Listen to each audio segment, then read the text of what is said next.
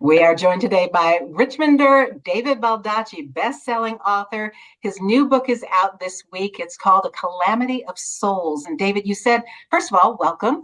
Thank you for talking to us today. I've heard you say that you've been working on this story for about 10 years now. So what about it drove you to want to create these characters and tell this story now? Well, it's very autobiographical. A lot of writers start out their careers writing, about stories that deal with their experiences personally. And I never really did that. I jumped into another genre, and now it's sort of coming back to my roots. The book is not set in Richmond, but really it's Richmond for me.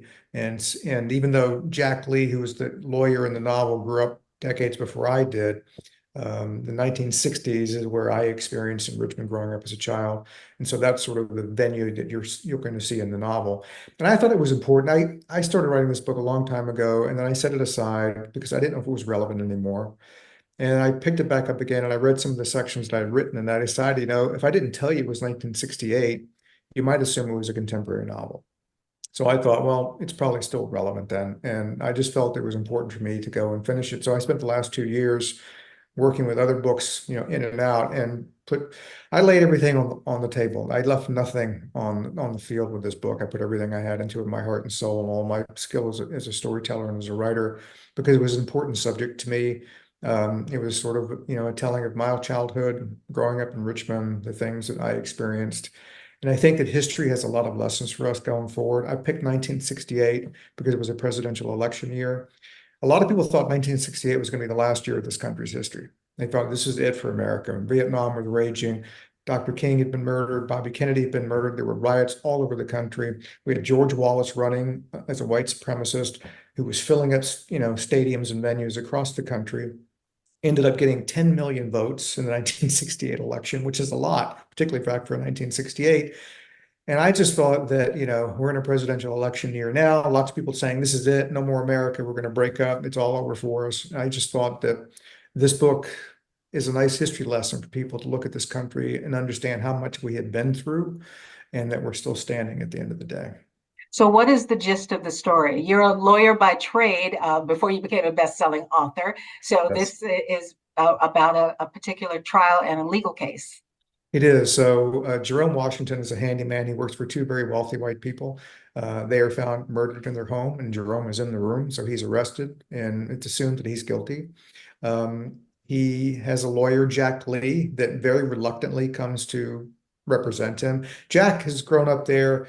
He understands what this world is about. He's never agreed with or understood it. He read a lot of books that showed him that a lot of the ways of his world are wrong, but he's never done anything to fight back against it. He's never taken a stand. He's never gone on to try to defend people to further the cause of civil rights. And so this is his shot. Unfortunately for Jack, while he's a good lawyer, he's probably not good enough to finish this case. And I did not want this book, and I promised my daughter I would not make this book a savior book where one race swoops in to save the other. So in comes a second character, Desiree DeBose, Chicago. She works for the NAACP's Legal Defense Fund. This is her world. This is what she does. She goes around the country litigating these types of cases. And so a Black female lawyer is by far the finest attorney in the entire novel. But for her, this case probably would have been lost. And I wanted that piece to be in there because there are a lot of things obviously wrong with racism. There's a lot of things wrong with discrimination based on gender as well. And I grew up in the 60s and 70s, and I knew a lot of women. I had 20 aunts because my parents' families were huge. And I saw a lot of talented, ambitious women back then who had no opportunity to realize their potential because that was not the way the world was structured back then. So really, this is also, it's my take on race in this country back then and also today. And it's also my take on discrimination against women as well. And that's why Desiree DeBose's character was so pivotal in this novel. So it is a courtroom drama. And again, everything is laid bare in this novel. And a lot of the characters you will see are complicated. No one's monolithic. There's lots of ways to build a racist in this book, and that was my experience too. And I wanted people to understand sort of my perspective on these things and centering in a courtroom drama, which is with the highest stakes because people's lives are at stake in this novel. If they lose this case, they are going to the electric chair.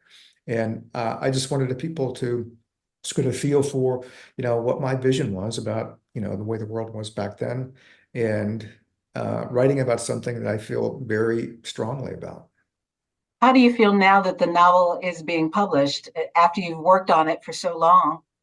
It was a long journey. At some point, there were many times along the way I didn't know if it was ever going to be finished and it was going to be published. And it was interesting. My wife gave me a journal for Christmas 12 years ago.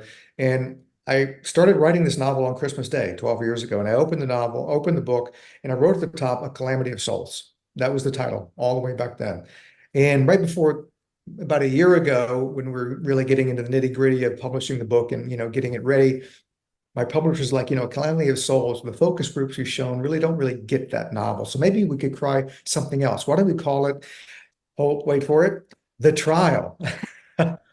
So I was like, well, let me go on Amazon. I went on Amazon. It's okay, put in The Trial. There are 497 books with that title. Let me put in A Calamity of Souls. Zero. And now, of course, the publisher loves the title, and everybody I talked to loved the title because I didn't just pick that title for happenstance. We are a calamity of souls. We are just bouncing around this universe, pinging off of each other, ricocheting here and there, sometimes fast, sometimes slow. We are foreign matter at times colliding. And at the end of the day, all you can hope is at some point, logic and reason and compassion and empathy will take hold and people will understand that we're all in this together. As I mentioned, you've published over 50 novels. We met when your first book came out, Absolute Power, back in 1996. And I was so happy to open up the new book, page 191, and see probably the best character you've ever written. Cheryl Miller. I could not write this novel without having you in it. And you're an anchor, Channel 6, CBS, it's all in there. It's all about who you are. And you shine on those pages. And let me tell you, I was envisioning you as I was writing this character, and I was envisioning listening to you speaking as I was writing the dialogue. So I hope you enjoy what she has to say. I do. And I like the fact that because it's set in 1968, she is a trailblazer because Black female reporters were rare back then. Extraordinarily rare. And she was another example like Desiree DuBose. I wanted to show that the glass ceilings certainly have been there for a long time, but they can be and have been broken. Well, of course, you are a hometown guy here, born and raised in Richmond, and you've got a book event coming up on the 22nd at the Ashland Theater with another Virginia author. The two of you will be having a conversation about A Calamity of Souls. Yes, Sean Cosby, S.A. Cosby, who's a terrific writer. I've actually just finishing his last book, and I'm so thrilled when they asked him if he wanted to have a conversation with me about the book. And he also gave me a wonderful blurb that he accepted. So I'm really looking forward to that event. I'm looking forward to seeing you and to being back down there in Ashland. And it's a great venue, and we'll all have a good time. It's going to be a great event. And as people buy and read this book, what are you hoping their takeaway will be? I want to understand, one, the history of this country, and two, the still unrealized incredible potential of this country. We have had a very turbulent history. Ever since we were founded, we've been at each other's throats, it seems like, we're one thing or another. But at the end of the day, again, we're named the United States of America for a reason. And it can't be the United States of America except when, things get tough. When things get tough is when we really need to be united. And I just want to understand that we are one people. We're not half this, half that. We're not red or blue or Republican or Democrat. We're citizens of this, what I feel is the greatest country on earth. That sounds like a cliche, but the problem is if we treated anything less than that, we may not have, a united country. And I think that would be a terrible shame.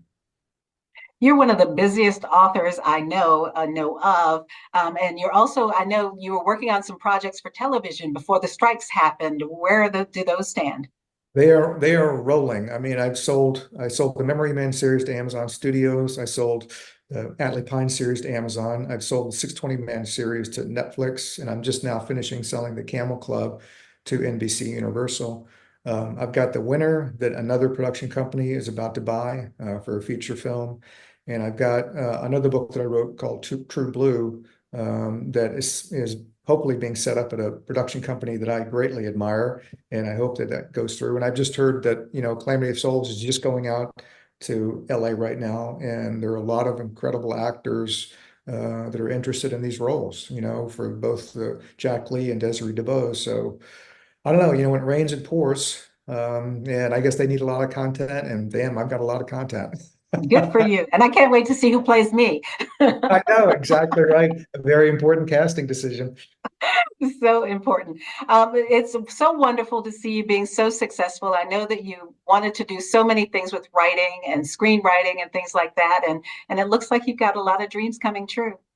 I am very lucky and very privileged, and I totally get that. And that's another reason why I'm looking forward to this tour. I want to get out. I want to see readers again. I want to shake their hands, take pictures with them, take their questions. And that's a big part of, I'm part of this ecosystem, writers and publishers and bookstores, and we all have to carry our load, and if one of us shirks that and says, I'm not going to tour anymore, then the ecosystem, like any ecosystem, will die. And the last thing we need is for books to die in this country. We have a problem with books in this country. It's not that people are reading books that are inappropriate. It's that people are not reading enough books. And that's where your Wish You Well Foundation comes in, trying to make sure that books are accessible for people to read. Absolutely. Reading, your ability to read will determine the potential of your life, because really it is the engine for everything else. It's how well you can think or not think, and how well you can fight against the disinformation. You know that as well. You're in the media. You understand the disinformation waves that come all the time at people. So we have to fight back against that, and being able to read at a high level is the best way to do that. And it's also, people who read are more empathetic. They're more tolerant. And they're just better people to be around. If more people read, a lot of the problems we have as a country, from hunger to homelessness to poverty to crime, would go away, because everybody would be able to realize their potential and become better, happier, well-adjusted people who are more compassionate. If I could wave my wand and put, a certain trait on everybody on earth, it would be empathy, because empathy leads to all the greatest traits that we have as human beings, and the lack of empathy leads to all the bad ones. Well, thank you for all you're doing to make that at least a possible possibility. Thanks.